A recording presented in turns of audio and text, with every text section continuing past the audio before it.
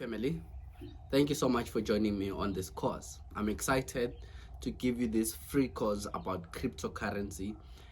I know a lot of people have been scammed, so I promise to make a free video just to take you through everything that you guys need to know about the cryptocurrency and all the brokers that offer cryptocurrencies, especially Luno in South Africa, where a lot of people are getting scammed. But one thing I want to tell you is cryptocurrency is just like any other currency. Please hear me out. It is not a quick rich scheme. You will not put 500 today and make 200,000 tomorrow. There is no such a thing. It is like any other currency. You know how fiat currencies work? You know how a dollar works, a rand works, how a euro works? It's exactly that same way. You put money, you buy cryptocurrency, and as they grow based on how the market behaves, how everything in the world behaves economically, that's how you also capitalize and make money. The whole thing about cryptocurrency, it is really about transacting, buying and selling, and sending money to your loved ones. It is really about that. Like how other currencies work. You buy, you sell with money, right? So that's what it offers. The only difference with the cryptocurrency is it's a digital currency. It's no longer money, a tangible money. Everything just happened on the internet, online, on your phone, on your laptop. So it's no longer, you know, you having to carry money. And they are really trying to reduce fees. That's number one. Number two, to reduce fraud with cryptocurrency. That is really all about it. So when whatever cryptocurrency that you want to buy, just know that it's not a quick rich scheme. Now I'm gonna take you through the course. It's in a form of presentation, so I'm going to present it to you to understand everything from the history to understanding the big cryptocurrencies, you know, everything that you need to know. And then I will dive deep into the actual brokers that you can use to buy cryptocurrency, to sell cryptocurrency, and all of that. Please know it is not a rich quick scheme. And one last thing before I start, please don't be assisted by people telling you put this money and do this and do that. Number two, the people that are inboxing you are red flags. The minute people inbox you, they are desperate for your money. No one who makes money would go to different people and inbox them and tell them about opportunities. Someone who desperately or who really wants to help people will just turn on the camera like this and just educate people for free. And it's another thing to book a session for a focused session for a mentorship. It's another thing. But don't be assisted by people who wants to take your money. By the way, this course will be accompanied by two documents. It will be accompanied by this guide that I'm presenting to you right now. And then number two, it will be accompanied by a guide that helps you to spot scammers. So the name of the guide is How to Spot Scammers. So I believe it's going to help you a lot for you to really understand, you know, scammers and all of that. It is very important for you to understand that this is how scammers work and all of that. So please understand what I'm about to teach and spread the word, man. Cryptocurrency is not a quick rich scheme. Don't be assisted by strangers. Know and understand the mentor or the people that you're working with, and even the platform. Check if it's regulated to even hold your money. Please, that is very, very important. All right, let's begin. All right, so here we are. My name is Msizi Simon Lovu. I'm sure you guys know me. Some call me MSN, some they call me Msizi, whatever you want to call me. But I'm excited to give you this comprehensive free course. It has different chapters. Please know that you can skip from chapter 1 to chapter 5 if you don't like, you know, maybe the first stuff. You can skip and go to the chapter that you want to go to. But if you're a complete beginner, I would highly advise that you go through the entire video. You will learn a lot about, you know, the crypto platform and everything. Just to know a little bit about myself, I'm a founder and a CEO of a company called MSN Group, which consists of 6 different entities, so 6 different companies within one parent company. I'm an author, and I'm a coach. I'm a software developer by profession. That's what I studied for. I'm a public speaker. I'm an investor. I'm hugely invested in the stock market. I'm a researcher, and I'm a podcaster. I have my own podcast called The Roots of Money. So I'm excited to give you this course about, cryptocurrency. There is a lot of things that, that is being talked there out about cryptocurrency. There are a lot of scammers. So the reason why for this course really is to just help people for free and give people this information so that, they make the right decisions. Anyway, let's start. Don't mind my chickens, I stay in the farm. Anyway, let's start with the history. So what is the history of cryptocurrency? The talks about the digital currency, it didn't just start in the 2000s. It started in the late 80s and to the early 90s, where people were just, exploring different methods of transacting without just having to rely on gold at that time or rely on, money, the physical cash. So there were a lot of developments that happened then. You can see in the 80s there were developments, in the in early 2004 also there were other developments. They were good and they were great, but the whole change of this digital currency, which we are in today when we talk about cryptocurrency and all of it, happened in 2008, where there was a paper that was written by Satoshi. Satoshi is considered either as a group or an individual who wrote a paper about Bitcoin, introducing a peer-to-peer electronic cash, meaning you don't need a middleman now to, transact. You don't need a middleman now to send money to someone. You can send it directly without having to go via, the bank and all of that. It can just go straight to the person, and also to eliminate fees, and number 3, to reduce the fraud that is in the, in the banking systems. I'm not saying there's no fraud at all in the cryptocurrency space. As of this video, the percentage that is recorded of fraud in the cryptocurrency space is roughly around 5%, 3 to 5%. It's not really a lot, and it's actually outside of the crypto. It's something like what's happening on Luno. People are using Luno to scam people, not that they hack on the Luno platform itself and then take people's money. It's not really that.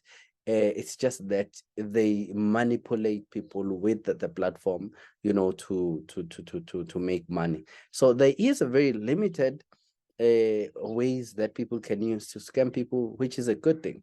Now, in 2009, that is where the launch of cryptocurrency happened. In January 2009, on the 3rd, that's where someone then created this platform called cryptocurrency, which is a Bitcoin. Please note that we do not know who actually Satoshi is. So that's why we always say someone, group, individual, because that person has never really shown himself to say, hey, this is me, I created this. So I don't know why, because today that person would have been a millionaire or a billionaire even and be glorified in the world. But I don't know why, he didn't want to show himself, or they didn't want to show themselves. But anyway, January 3rd, that's when cryptocurrency was fully, launched. And then that was the beginning of things. And then in 2010, someone bought pizzas, 2 pizzas for 10,000 Bitcoins. Imagine how much 1 Bitcoin is today. And this person bought with 10,000 Bitcoin. So basically this person bought with millions of Bitcoins, but at that time they were not valuing that much. So they were nothing basically. So, but that opened people's minds if, someone could actually transact with it. Again, can you see what I'm saying about what cryptocurrency is?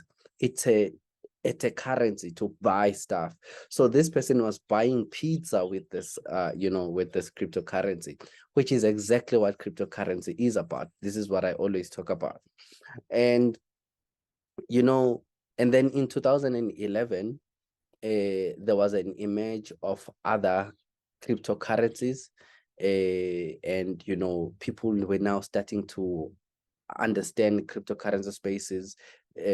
People wanted to get to know it and all of that. And then in 2013, that's where a Litecoin was introduced, which is a second coin that was introduced after Bitcoin. And then after that, in 2015, Ethereum was created. This guy was working for Bitcoin at some point, and then he branched out and created his own cryptocurrency, which is now the second largest cryptocurrency in the world. And then in 2017, the boom was just crazy. Now everyone knew about it.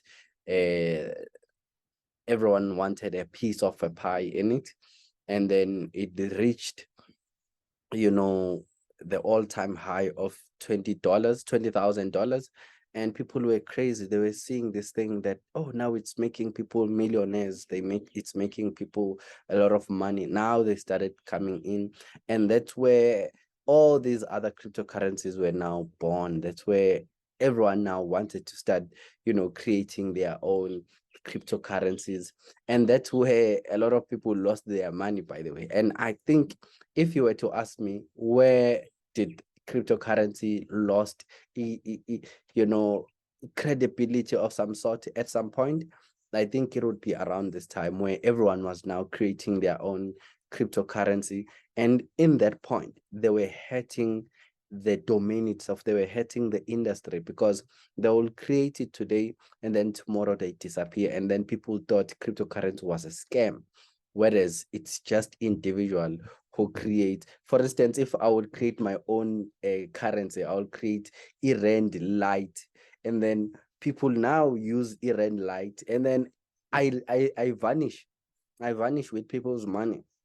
So that's what basically happened. So people created cryptocurrencies, and then some they worked, some they didn't work. To see that some they worked, we have over 4,000 cryptocurrencies in the world. So it does show that some they work. I'm not saying in all those 4,000, they're going to survive. I always, advise people to look at least the top 10 or the top 30. Don't look beyond that, because the most important thing about this cryptocurrency is the market cap. Like how the value of rand, the value of a dollar, the value of a euro, and so forth. You need to look at the value, what backs up this currency, That is very, very important. So in 2020, then there were other concepts that were introduced. The concept of decentralized finance was introduced, NFTs were introduced, and I think that was like a big fumble in the cryptocurrency space or in the blockchain.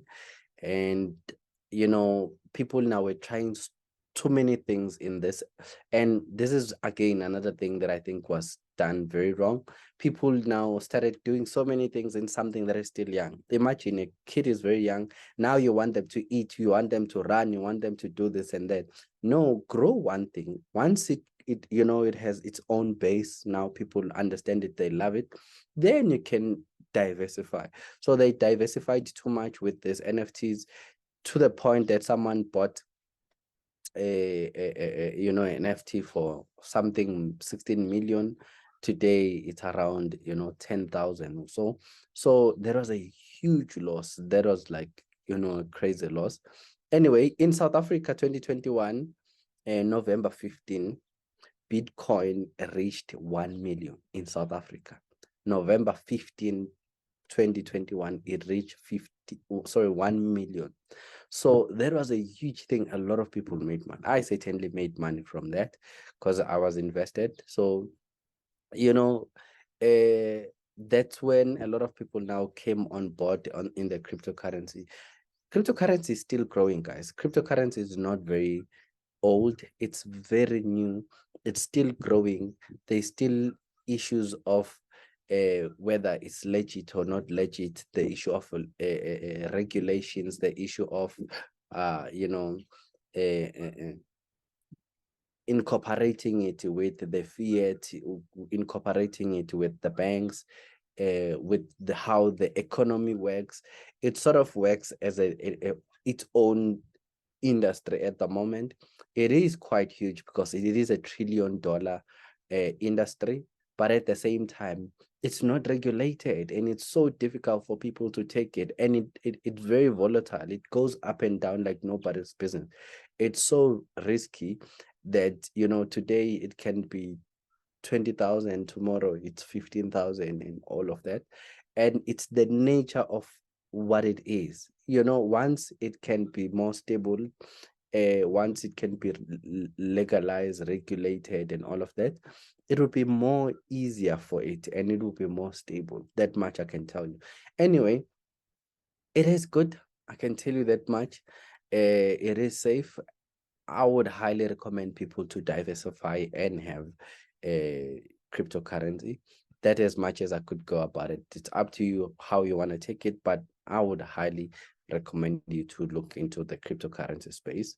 It's an emerging market, but it has a huge, huge potential. Anyway, let's look at what really created cryptocurrency, which is the blockchain. A blockchain is a technology that came with the fourth industrial revolution came with different technologies. I'll try to name a few. It came with Internet of Things. It came with artificial intelligence, robotics, 3D. Blockchain is one of them. It came with cybersecurity. I'm sure I'm leaving some of the technologies that actually came with blockchain, with cryptocurrency, with blockchain, or fourth industrial revolution. But that's where really this technology comes from. And initially what they are trying to do is to decentralize things. They are tired of things being controlled by certain people, certain powerful individuals or institutions, and those people, they decide for all of us. Imagine how many people decide what's going to happen to the interest rate. It's the institution that tells us that the interest rate is going to go up or down. It's going to do this and that, the inflation and this and that. They are institutions that are controlling this.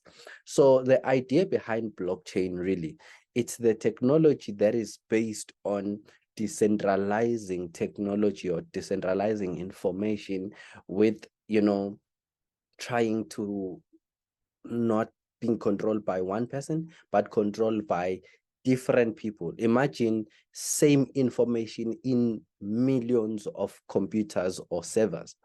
Even if you tamper with one, you can't tamper with all. Immediately when you tamper with one, they will notice on all these other platforms or all these other servers. And even if you tamper with this one, if all these other ones are the same, they will see that you did something on this one. So you can't really do much with this blockchain technology. That was the idea behind this technology, is to say, if you transact, if I send you money, everyone else must see that, oh, so and so has sent money. You don't see the name, but you see the ID number or whatever they call it, key number.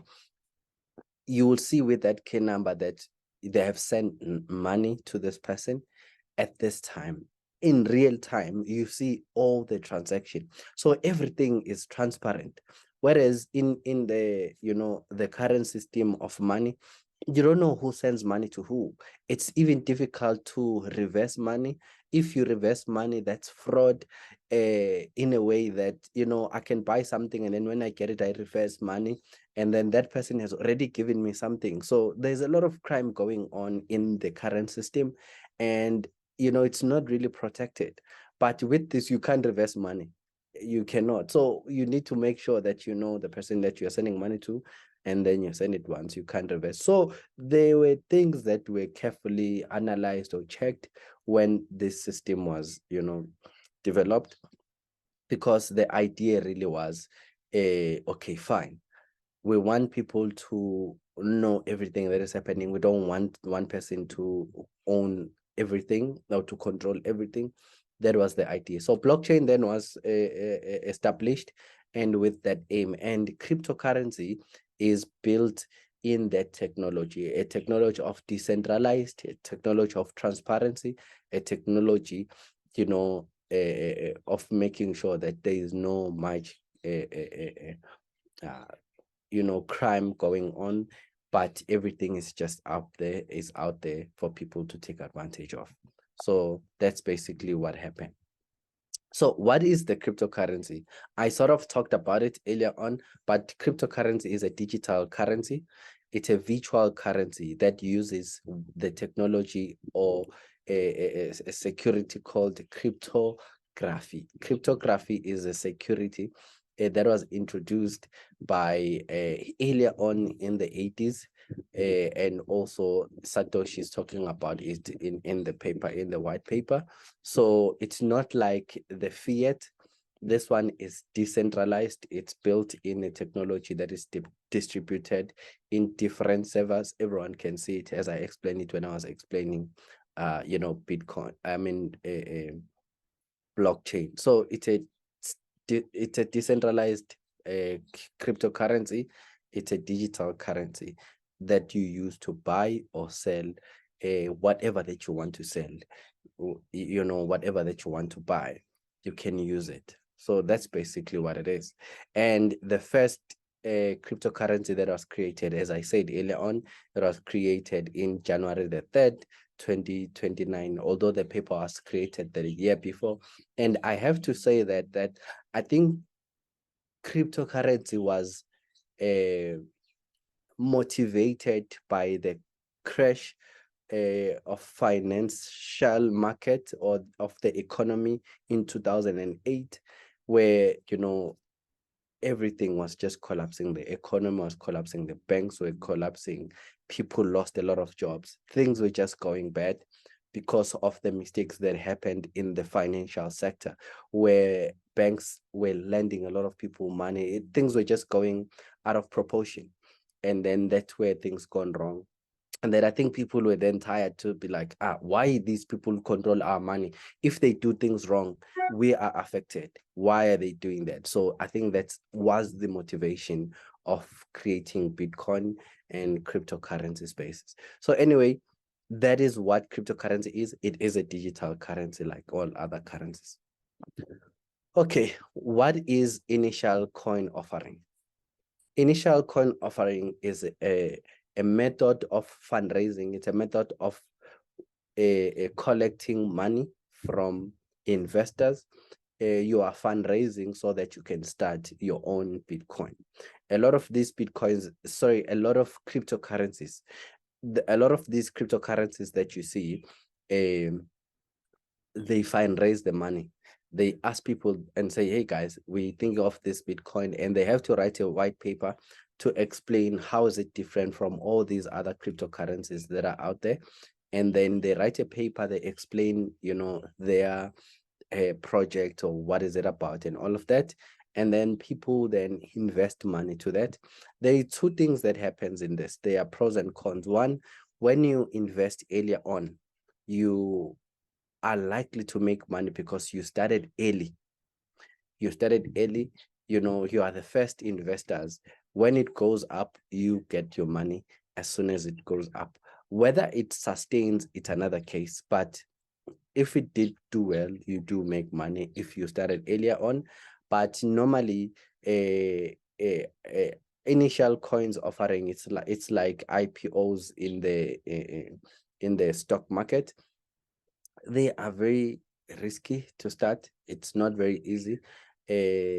Public companies that are just new, you don't know them and you don't know what's going to happen. So it's difficult.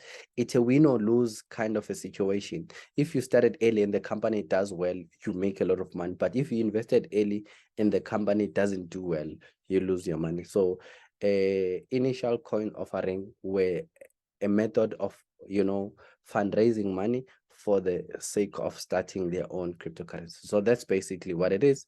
And then I've already mentioned what are the downside of it. People use these fundraising methods to scam people. They have high risks, but also they have high rewards if they do very well. So that's basically what it is. So chapter 2 of the course, what moves the market? What moves the cryptocurrency space? What affects the prices of the cryptocurrency? If you see the Bitcoin go up and down, what really happens? So let's go back to the presentation and look at it. All right. So the market is moved by so many things, and you would be surprised that the same things that moves cryptocurrencies, the same thing that moves the dollar, the rand, the euro, the yen, everything, that's the same thing that moves the stock market. Every company that is publicly listed, you would find that it's more or less the same thing, guys, really, because cryptocurrency is like all these other asset classes that are out there. Anyway, let's dive deep into it. So number one, supply and demand dynamics. So Bitcoin supply is limited to only 21 million coins. So there is only 21 coins in the Bitcoin space. So people, that 21 million Bitcoin circulates around people. It circulates around people. So if you buy, I sell, if you sell, I buy, and all of that. So it circulates around that. And I do understand that there are people who are still mining Bitcoin in order to increase the number. But really, that's basically what it is. It's the dynamic of buying and selling. So that's what significantly affects it. Number two, the market sentiments. Market sentiments, it's the influence of everything that is happening around us, guys, really. It's the influence of news, what people are saying in the news about cryptocurrency. What are people saying about cryptocurrency on social media? Social media is big, guys. It influences people in an unimaginable way, like in a craziest way. So whatever people see on social media, an ordinary person doesn't do a thorough research. They don't. They see whatever they see on social media and they believe it. They don't do a thorough research on it. So the minute people see that cryptocurrency is a scam, they take that. They don't even do their thorough research about it. That's the craziest part. So yes, whatever people say or do, it does affect everything. Even it affects you. A person can just come on social media and say, this guy is a rapist, this guy is a criminal. And some person can just take that as is without understanding the reality of what really happened or the real story. What if someone just says that because they hate you and they know the power of social media? Anyway, going back to the market sentiment, it's the perception of the public, people, how people perceive certain things. So it can be driven by the buying behavior, how people are buying, how people are selling it. If they are selling it a lot, a lot of people are going to sell. If people are buying a lot, people, they're like sheep. We are like sheep at some point. We tend to do things because other people are doing things. It's crazy, but it's true. We do things because people do things. So in this case, yes, when people buy, we buy. If trading, you know that we follow trends. If a trend goes up, we go up. If it's bearish, we sell, we sell. So that's basically how it goes. If the news are positive, we tend to do well. If news are negative, we do something else again. So it's that. And then the institutional interest. If the big companies are interested in the cryptocurrency space, then you tend to see a lot of people trusting it because these institutions are regulated. So a platform or institutions like Fidelity, institutions like a JP Morgan or whatever, if they endorse a cryptocurrency, how many people are in those institutions? Chances are they will trust this cryptocurrency because those big institutions are actually, backing them up. They like them and all of that. So whatever big institutions do, it does influence, a cryptocurrency. So if, government once said, hey, yeah, no, we endorse cryptocurrency. Yes, we're going to do this and that about it. It just takes the price up like nobody's business. But if they don't, or if they just say we don't trust cryptocurrency, or cryptocurrency is this and that, you see the price go down. Why is that the case? People use fear, people use emotions to do these things. They use their emotions. I would be, invested in cryptocurrency or in Bitcoin, maybe with 10,000 or 20,000. And then the minute I hear those news, I'll be scared, and then I'll take out my money. By the time I take out my money, some other people are also doing the same because of fear. And then, it then goes down because it has lose that integrity. But you'll find other people, they find that those news, they actually motivate them to go in, because as people are buying, the price goes down, and then that's where they find the opportunity to buy, and then it goes up again. So that's basically how the market works. It works with going up and down. Anyway, the regulations, I've already spoken about that cryptocurrency is facing the biggest issue of being regulated and having policies in place, so that it guides both the institutions that are disseminating it and the key players, of which it's us, the people. So once that is fully done, then it will be much easier. I know there are developments in every country of regulating cryptocurrency. Some they have said that no, we don't want cryptocurrency. Some they are already pushing it. So those government or those countries that are actually pushing cryptocurrency, they're actually motivating more people to take on cryptocurrency. And those countries that are cutting it off, it's either those countries, they have influence or have power, or if they don't have power, they don't really do much on the platform themselves. But I remember that even months ago, the SEC director was talking trash about cryptocurrency, but I realized how big the cryptocurrency space is, the cryptocurrency community is. They didn't even matter, because US is just one country. There are other countries that are endorsing it. If China is big and it's endorsing it, if Russia is endorsing it, if this and that, all these other countries are, we don't care. And that's basically what other countries are trying to do. They're trying to ditch the USD. So it's getting weaker anyway. So whatever those people are saying, it doesn't really do much, although it would really do some really good positive in the crypto space if it has a backup of the US government, of which it does, by the way.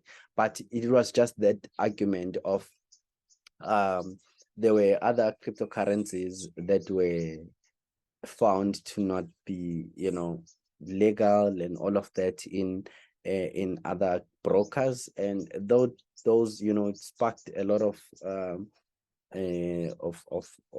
talks and all of that, and insecurities as well. And Binance and Coinbase,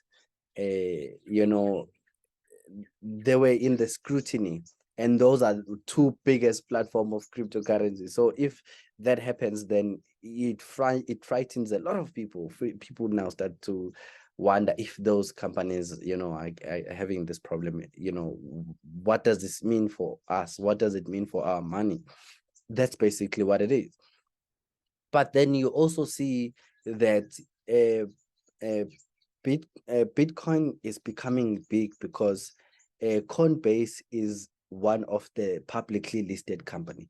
They wouldn't have listed that company if they entirely didn't want cryptocurrency. The fact that they listed a Coinbase, it's a positive, it's the most positive thing that could ever happen for the cryptocurrency space. Now I'm trying to be optimistic and show you the developments that are happening in the cryptocurrency space. So lastly, macroeconomic factors like economic conditions, inflation, currency devaluation, geopolitical like wars and all of that that are happening in the world, they do drive the price going up and down. So if there's inflation, it drives, you know what inflation does. People lose power of buying stuff. Things are expensive. If things are expensive, people don't buy. If people don't buy, money don't circulate that much. So like there's so much happening. So if all that thing happens, then it affects Bitcoin or cryptocurrency, like how it affects all the other, companies and currencies. That's basically what it does. Global economic events, whatever that might happen, maybe in other countries, it might affect the cryptocurrency. Whatever that happens in other countries, it does affect, all global issues. If maybe China is fighting with US, it does affect it, because those are global, stuff or issues, and they do filter down to the actual currency. The technological developments, the growth of the Bitcoin space, the blockchain space, it does, I think, positively affect the cryptocurrency, because people trust it even more. But again, other people, they are just left behind because they are not adopting this new technology very quickly. So there's that dynamic happening. And then there are people that are manipulating the markets. They are manipulating the systems. Believe it or not, all these markets that you see, either Bitcoin, stock market or a forex market, there are people who are manipulating it. So those manipulations also do apply in the cryptocurrency space. The media coverage, as I also said earlier on, whatever the media puts up there, either negative or positive, it does move the prices up and down. The global adoption, if people adopt it more, the price is going to go up. If the adoption goes down, people are not going to like it even more. Okay, we are going to the third chapter. Boom, boom, boom, boom. Hope you guys are enjoying this this course so far. I'm trying my best. Okay, let's go down to it. We're talking about big cryptocurrencies. Let's look at them. So these are the biggest cryptocurrencies, and what I want you guys to know is they fluctuate. They fluctuate a lot. You'll find that sometimes this top 10, it will no longer be like this. Another company will be washed out, and then the new one will come in. The fluctuation happens based on the market cap of the company. I always explain what a market cap is, but in case you don't know what a market cap is, a market cap is a current share price of the Bitcoin, a current price of that Bitcoin times the available amount of Bitcoin. So in this case, the amount of Bitcoin that we have, which is 21 million, times how much it costs today, how much Bitcoin costs today. If Bitcoin today it costs 500,000, so you said 500,000 times 21 million, then you will find the market cap. So that's basically how it's calculated. That's how it's calculated even in the stock market. In the stock market, they look at how many shares the company actually owns, how many public shares this company have, times the current share price of the company, and then they times those two, and then they find the market cap of the company. So basically the market capitalization, it means that if this company were to be sold, this is how much it's worth. It's net worth, basically. So in the Bitcoin currency space, cryptocurrency, I have a problem with Bitcoin and cryptocurrency. I'm sure by now you have noticed that. Anyway, you can see these are the big ones. Bitcoin is the big one. It's the first one that was established, and also the biggest one. The second one is the Ethereum. Unfortunately, Bitcoin Lite and all these other ones are there at the back, but they are also doing well as the backup or alternate call or stable coins. I will talk about that as we go along. But anyway, the third one is Tether. The fourth one is Binance Coin. and then we have Ripple, we have USD Coin, we have Dogecoin, we have Cardano, we have Solana, we have TRON. Now, if you were to ask me, I would say buy these top 10. Why? Because their market cap is too big for them to collapse overnight. I don't know what it would take, but it would take so much. They won't collapse just like that. They would not collapse like that because they are big companies. They are big cryptocurrencies. So they won't collapse. But if you look at all these other cryptocurrencies, they are small. So chances are they might collapse at some point. They are not that big. They are not that popular. Whereas these top 10, they are big, they are popular, they have money, they have proven to be there for quite a long time. If you look at Bitcoin, it has been around for quite some time now.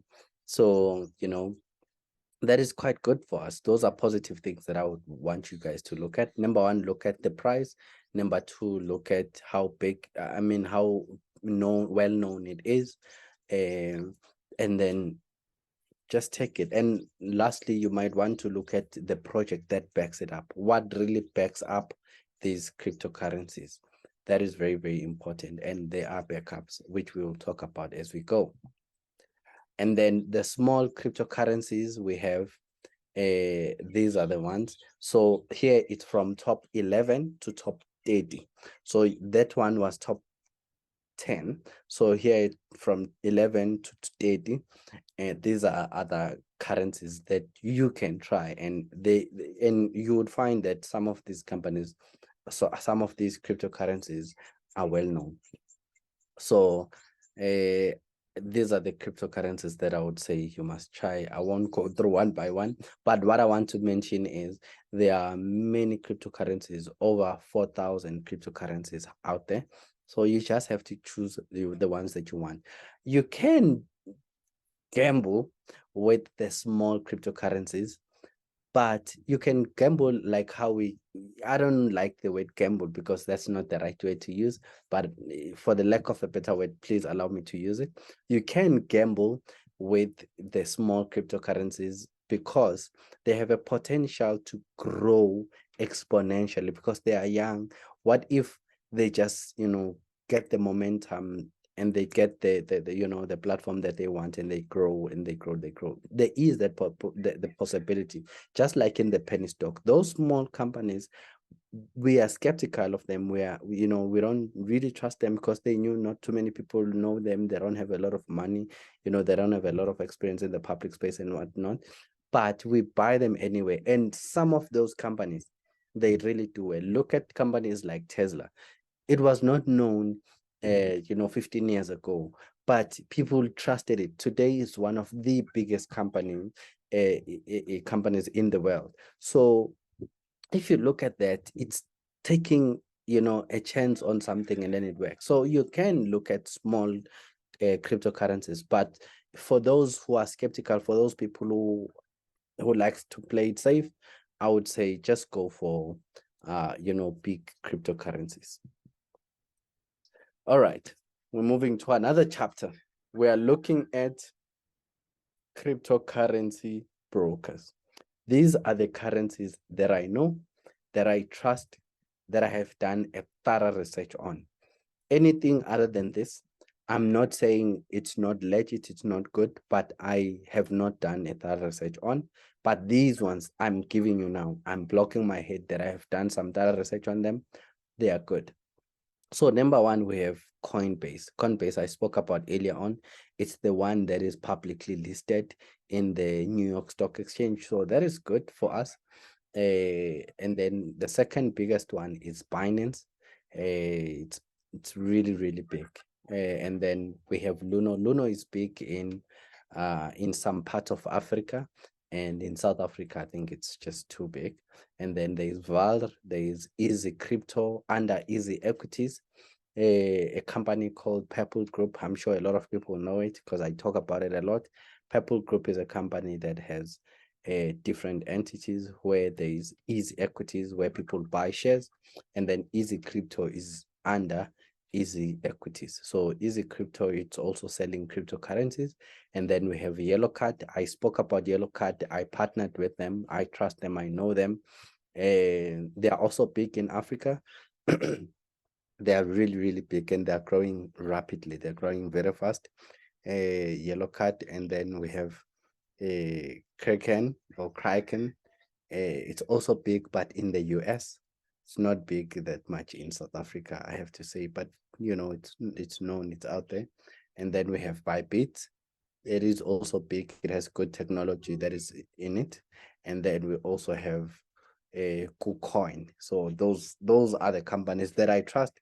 If you ask me which company to use, I would point you to all of this to say you don't have to use all of them, but I'm saying I would say use one of these companies.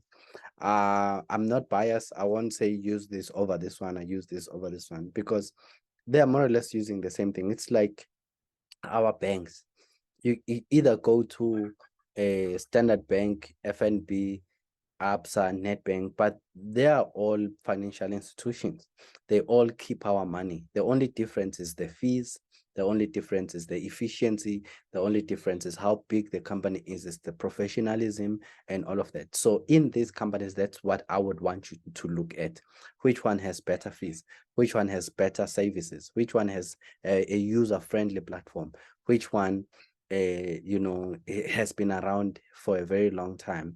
That is big, that is around everywhere. You can look around those facts and then make your own decision. But I would really recommend these particular cryptocurrencies. I know a lot of people have been asking me which ones to look at. Please look at this one. All right, so in the next chapter, we're talking about the useful website for cryptocurrency.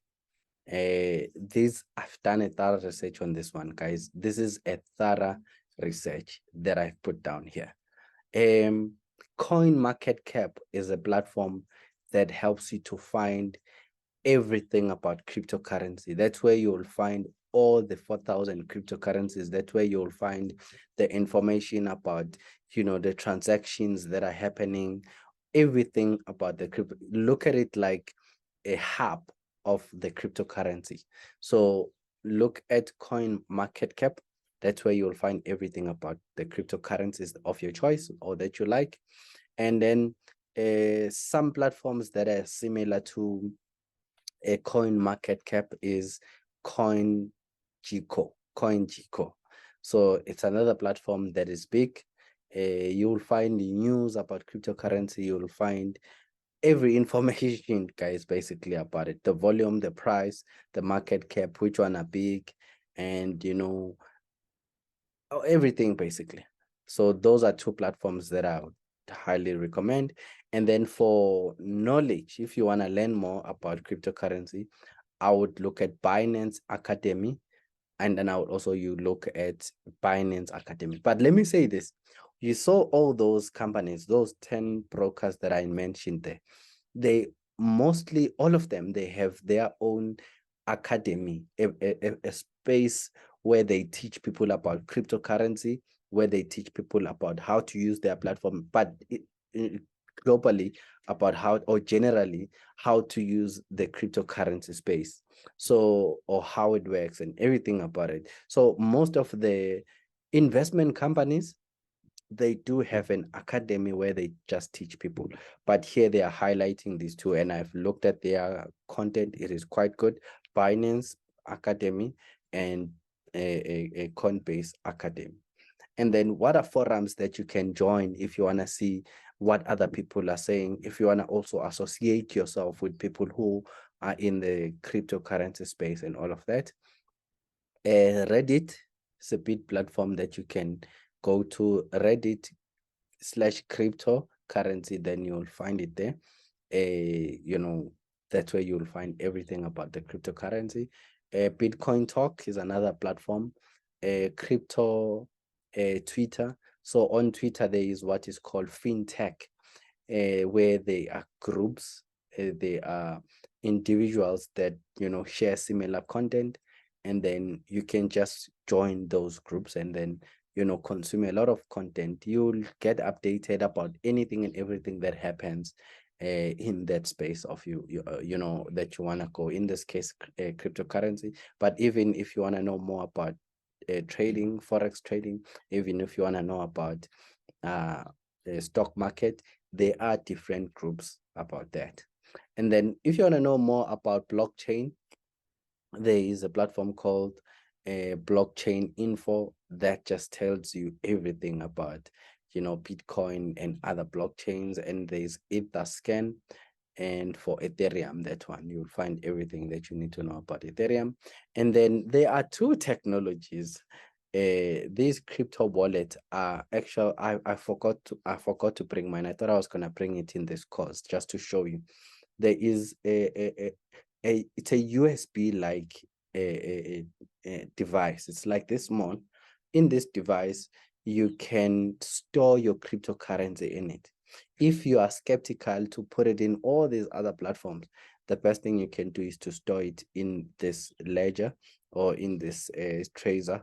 And then if you store in it, you keep it wherever you want to keep it. You know how people keep their gold and silver and whatever, those commodities.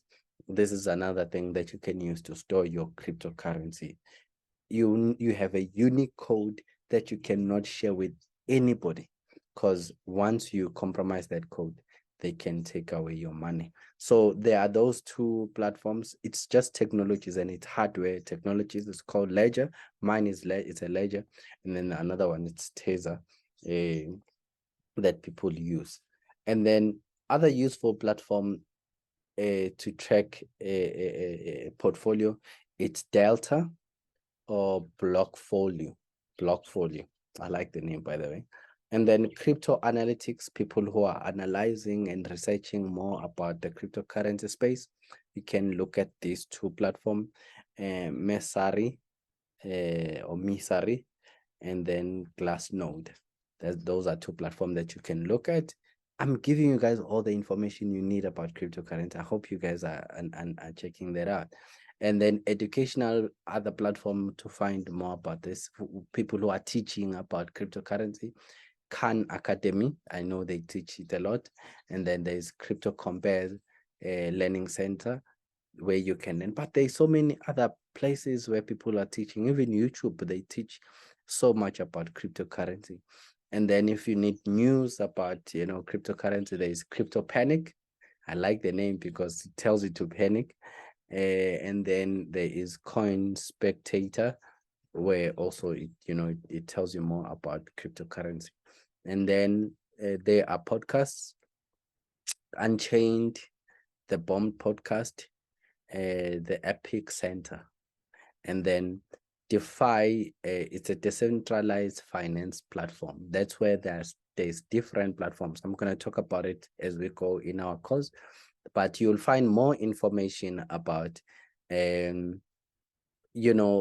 projects in the decentralized finance platform, like that NFT that I was talking about, and other new developments in the decentralized finance sector. So that's where also you can find information. You can go under DeFi Pulse, and then you'll find more information there. Okay, so we go to another chapter. Boom, boom, boom, boom. All right, here we are looking at the regulation of cryptocurrency. The big part. The regulation of cryptocurrencies varies significantly from country to country and is an evolving landscape. So it's changing every now and then. Cryptocurrency is legal in South Africa. So it is in South Africa. I'm doing this video in South Africa. I'm from South Africa. So although this video can benefit anyone in the world, but yes, in South Africa, where I'm from, it is legal to use cryptocurrency, not regulated per se, but it is legal to actually trade cryptocurrency, where there is a relatively supportive regulatory environment for cryptocurrency, and individual and businesses can legally use cryptocurrency. So you can use cryptocurrency to buy and sell stuff in South Africa. You can trade it as well. There are also several cryptocurrency exchanges and trading platforms operating in the country that this is our board, by the way, that regulates all the financial institutions in the country. And yes, it has actually legalized us to do that. Is cryptocurrency legit? That's another case. So anyone that provides financial services related to crypto assets will be appropriately licensed as a financial service provider. For you, if you want to be a broker like those brokers that I showed you earlier on, you need to be registered by FSCA.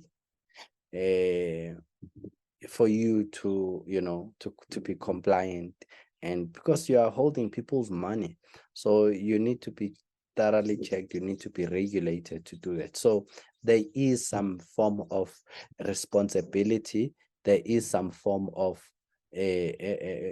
precaution that has been taken by the government, that is taken by our regulatory board, to make sure that these companies that are providing this, they must be regulated, they must apply to be financial service providers. So that's why I was telling you earlier on that for you to buy cryptocurrency, please make sure that you buy in a company that is financially that is a financial service provider that is regulated to provide such support.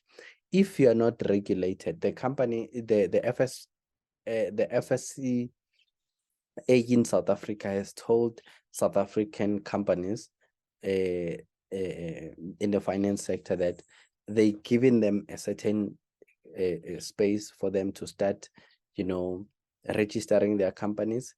By the 30th of November, they must be registered.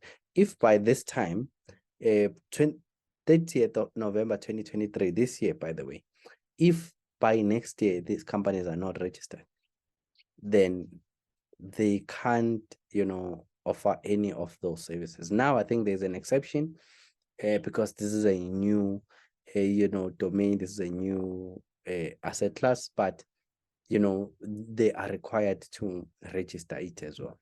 All right, so let's look at what I said earlier on. What are DeFi? So decentralized project. So decentralized financial projects refers to a movement within the cryptocurrency or blockchain space that aims to recreate traditional financial services or systems using decentralized technology. So it's a movement of making sure that those centralized projects like our money, the fiat, decentralizing it in the cryptocurrency. So it's basically under the decentralized finance, basically. That's basically what it is. And then there is decentralized exchanges, which is called DEX or DEXs, are platforms that enable users to trade cryptocurrencies. So it's those brokers that we talk about there. And then lending and borrowing, that's another project that is under DeFi, of lending and borrowing money. And then we have another a project called stable coins. So I want to stick a bit on stable coin. Stable coins are cryptocurrencies designed to maintain a stable value, often pegged to a traditional crypto or asset. So basically, there are coins that are backing up these big coins that we have. I spoke about this earlier on. For instance, a USD coin, it's backing up a Bitcoin. USDT, it's backing up Tether and all of that. So those are back up. So let's make this thing it's a collateral of some sort. If this goes wrong, at least it has a backup of this. So there is a boost that comes from this because it's actual money, and it boosts this, a cryptocurrency that is decentralized. So there is a form of a responsibility of making sure that should this cryptocurrency not work, at least people's money is backed up by what is currently working, which is the cryptocurrency space, so which is the fiat money. And then yield farming and liquidity mining, that's another form of a project I would let you guys go through all of this. There are so different projects, so many different projects under a decentralized financials or finances that are being done just to make money or to make sure that, you know, people are complying, are doing the right thing, and the platform is legit and all of that.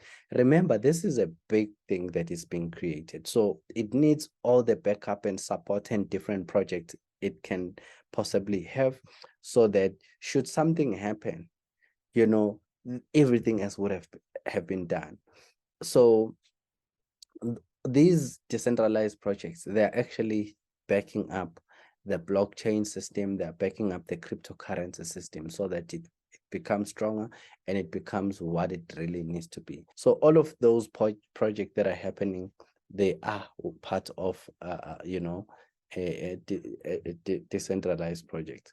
I want you guys to read more about this. What is Bitcoin mining? Bitcoin mining is a process by which new Bitcoins are created and added to a circulating supply while also maintaining the security and integrity. So Bitcoin mining is important in terms of testing the security, the integrity of the platform itself. They test it. They play games, they do certain things in the platform so that they make sure that the platform, you know, when we talk about there are no scammers, there are no what. It's because of this Bitcoin mining. By doing the Bitcoin mining, doing these puzzles, these mathematics, this whatever, it actually strengthening the platform itself. It's strengthening the cryptocurrency, strengthening the Bitcoin and whatnot. So Bitcoin mining is very, very important.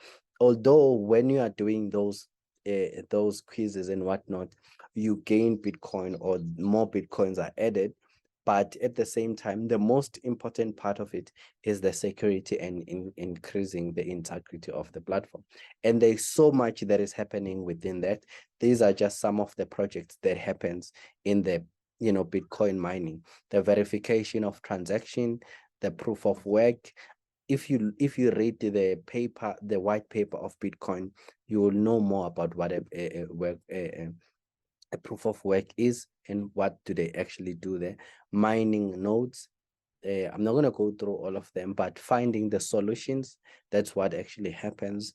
Adding the block rewards, transaction fees, network consensus, and all of that. That's basically what happens when people are mining. Those are projects, and they don't have to do all of these things. A company can just focus on one thing, another company focus on one thing, or some they focus in all of them. But Bitcoin mining is very important to boost the integrity of the platform, to keep on, and it is part of the DeFi project in terms of making sure that, you know, the platform itself is strengthened and all of that. All right, we're going to another chapter again. Cryptocurrency trading strategy. You will find that all these strategies are more or less the same as other strategies in the forex market or in the stock market when you're trading stock market. So it's more or less the same. It's day trading, swing trading, trending following, scalping, arbitrage, you know, I mean, a revision or holding is one of the strategy. Pump and avoidance, ICO, I spoke about it earlier on. So all of these are strategies that people are using, you know, to trade cryptocurrency. And then these are jargons that I need you guys to know and understand. By the way, this is the last part. I need you guys to know this. If you want to understand cryptocurrency, you can't understand cryptocurrency without understanding this. What is cryptocurrency? What is Bitcoin? I need you guys to just understand all these concepts, because the more you understand them, the more you understand the field. These concepts, these jargons are spoken of a lot, or, you know, if people are just talking in the gathering of, you know, cryptocurrency or trading or whatever, these are the language that they would throw around. So you can't want to do something and you don't want to learn their lingo. If right now I want to go to China, I need to know a little bit of China. I need to know at least the basics of greetings, of saying things and all of that, because I'm in their territory.